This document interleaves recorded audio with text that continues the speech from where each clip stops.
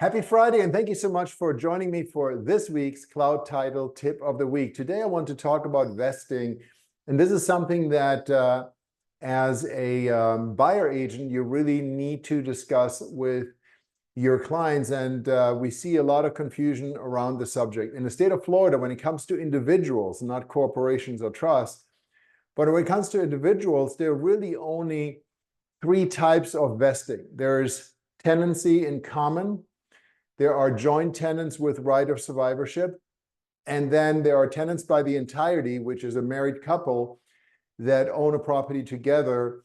And tenants by the entirety is also joint tenancy by right of survivorship. Sometimes a deed may spell out tenants by the entirety. Sometimes it may just say a married couple or husband and wife, which equals tenants by the entirety. And tenants by the entirety, the significance of that is that it affords creditor protection in the state of Florida. Anything that is owned as tenants by the entirety by a married couple is immune from creditor attack by a creditor that has a claim against just one of the parties. But getting back to the vesting, tenants in common versus tenants with right of survivorship. Huge difference between the two. And we get a lot of confusion about that. Tenants in common, as opposed to tenants with right of survivorship, joint tenants with right of survivorship, do not automatically confer ownership to the other party or parties in the event of a death. So if multiple parties, let's say 2 or 3 or 4, own a property as joint tenants with right of survivorship, if one of these people passes away, then automatically everyone else that's left owns the property. There's no need for probate or anything. Also, the interest is considered joint interest, meaning that all the parties have to join in to sell the property. So if you and 2 other people own a vacation property as joint tenants with right of survivorship, for example, then one of you couldn't just go ahead and sell your interest in that property without everyone else. The entire property has to be sold together. Now, tenants in common is very different. Each party owns a undivided interest in that property, and so each party owns an interest in the property. So it could be 50-50, it could be 60-40, it could be 30-30-40, and each of that ownership interest is its own ownership interest, meaning, number one, if I owned a vacation property with 2 other friends as tenants in common, I could decide to sell my interest, my share, to someone else without their permission or without their consent. So I could find someone else that wants to own 1/3 of a vacation rental and sell my interest to them.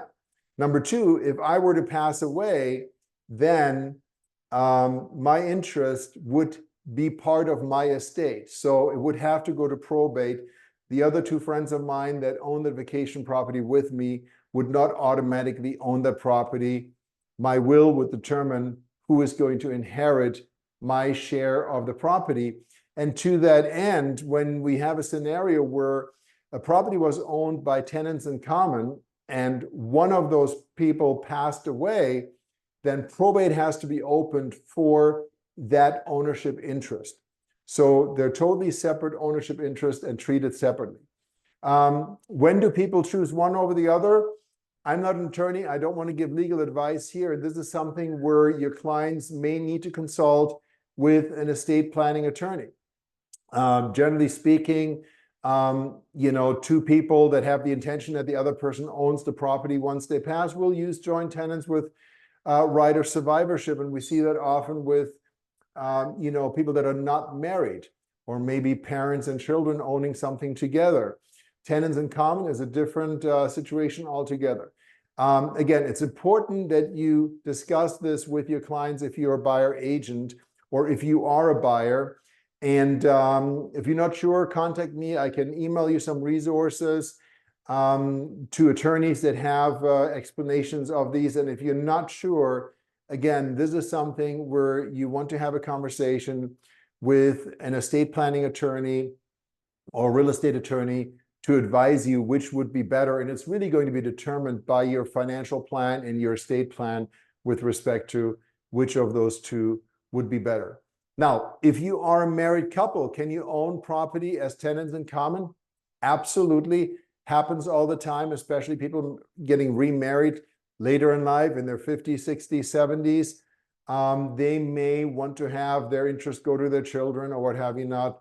So even if a married couple wants to own property as tenants in common, it can be done. We see it all the time, but we obviously need to know about it.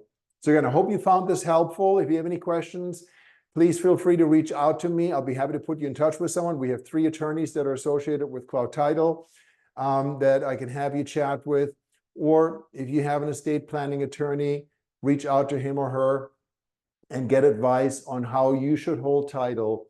And as a listing agent, when you pull the vesting deed before you take your listing, and if you can't find that, contact us. We'll be happy to pull it for you or point you in the direction.